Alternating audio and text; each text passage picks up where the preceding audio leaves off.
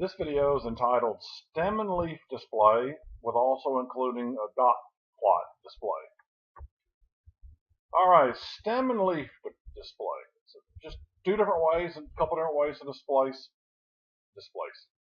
display data in a more visually appealing manner than just looking at a bunch of numbers. Okay, so let's take a look at this. And here's the data. I gotta be careful.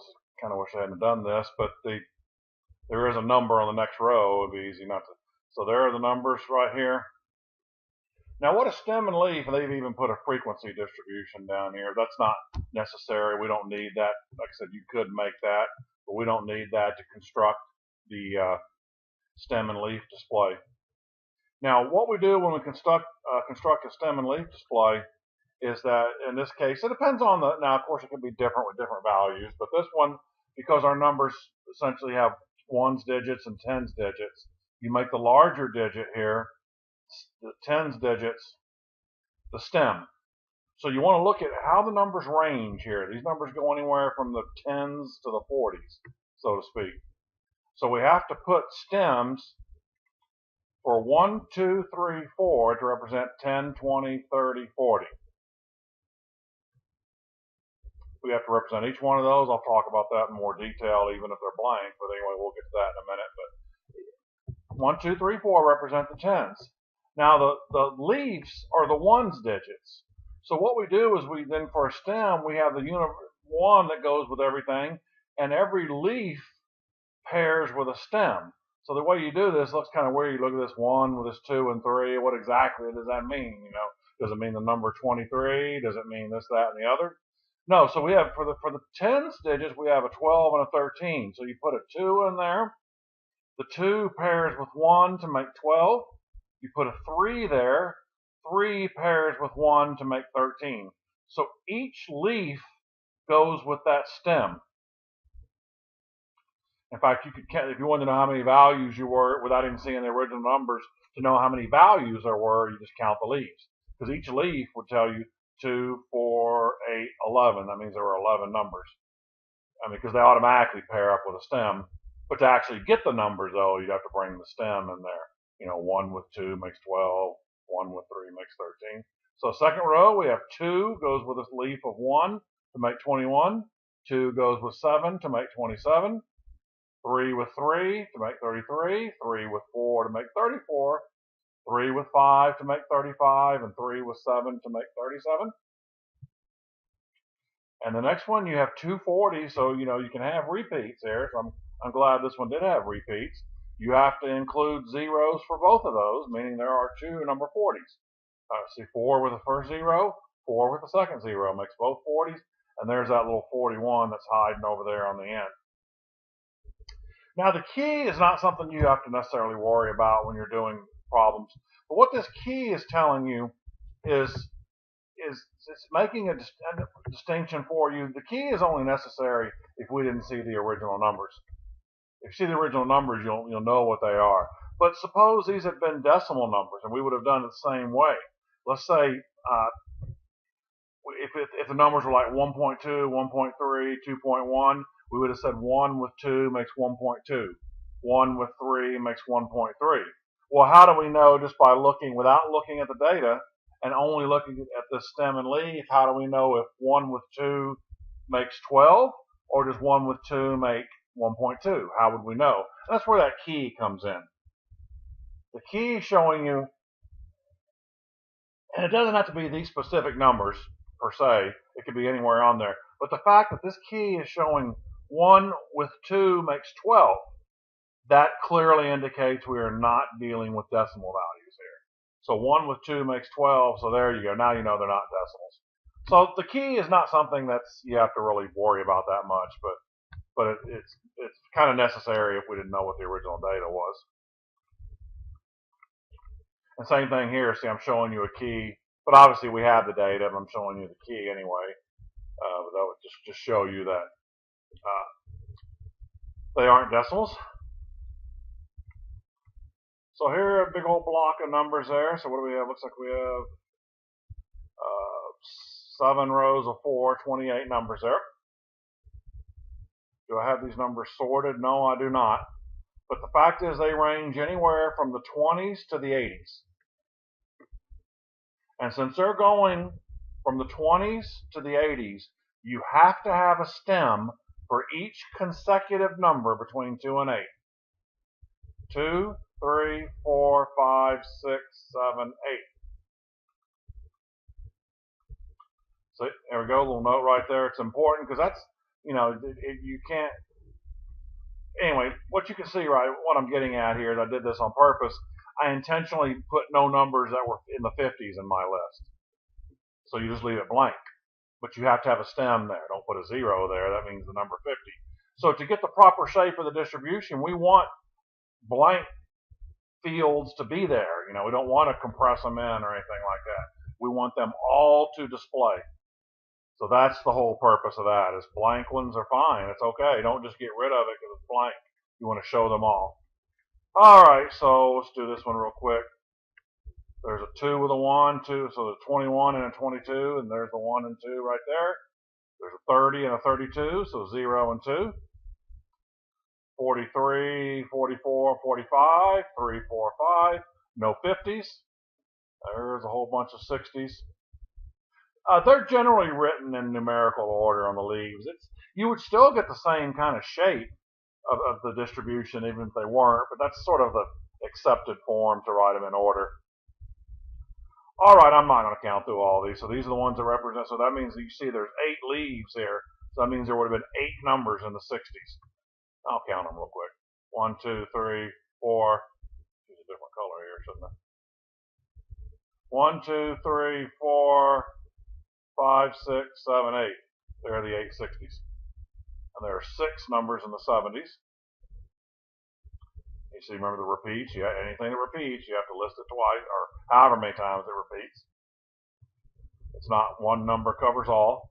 And then here's the last row represents 7 in the 80s. All right. So that's basically a stem and leaf. Students often find this weird the first time they look at it. Then once they see how it works, usually in class, everybody kind of go, oh, you have like an aha moment there. It's weird at first, and then when they understand it, it's easy.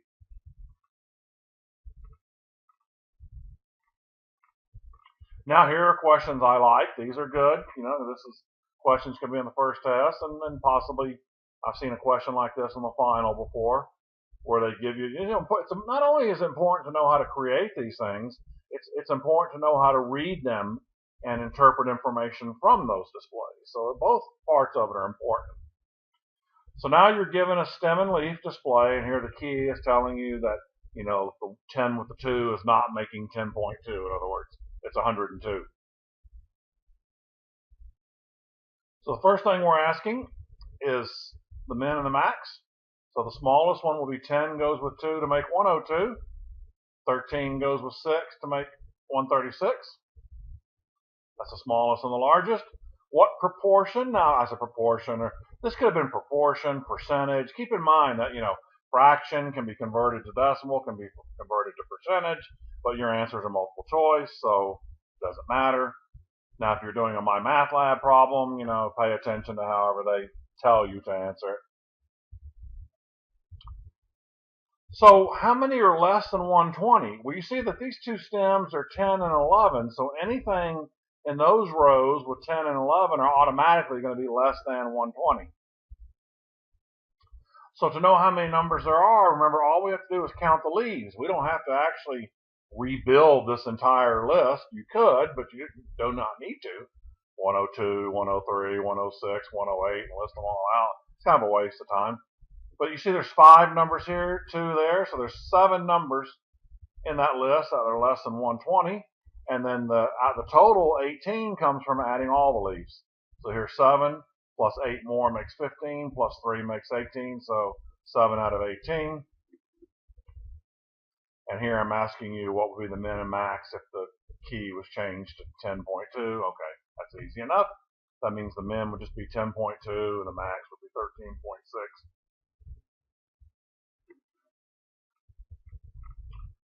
All right, dot plot. I mentioned not in this book. change books from time to time, so sometimes it's in a book, sometimes it's not. I like to add this in here. The good news is it's easy, so it's usually students don't mind if I add it in there either because it's not difficult. So dot plots, you take your data values, you write out a number line. Now this was not really scaled properly here because you see the way I got this 1 through 8. I just didn't have enough room. I guess I could redesign this one day, but I never have.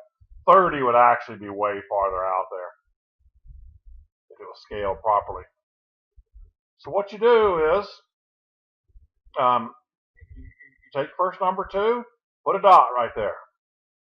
4, put a dot. 3, put a dot. 2. So anytime you start repeating dots, you stack them. So 2, put that one right on top. Isn't that exciting? Not too difficult, is it? So as you repeat, just stack the dots. So this actually gives you sort of a, without having bars, you know, but it's kind of a, I don't know, it's kind of a histogram looking shape. You know, I don't think this one's telling us too much, but in theory, this could be useful if we had more numbers and you could see patterns with the bar, like, oh, okay, I could put a bar like that. You know, it kind of gives the same sort of visual interpretation as a histogram might. And you could look and see that way. You could look at patterns and things like that in the data. So it's a cute and useful little graph. I like it. Now, way out there to the right, we have that number that's kind of far out there, that 30. It's not really close to the other ones. That's a term we'll be using, I think, throughout the class. It's outlier. Outlier is basically a value. We may see it defined a little more formally later, but an outlier is a value that's far removed from the other values. Now, of course, the million-dollar question is, you know, what defines far removed? But don't worry, you're not going to be tricked that much by outliers, but just the general concept for now is fine.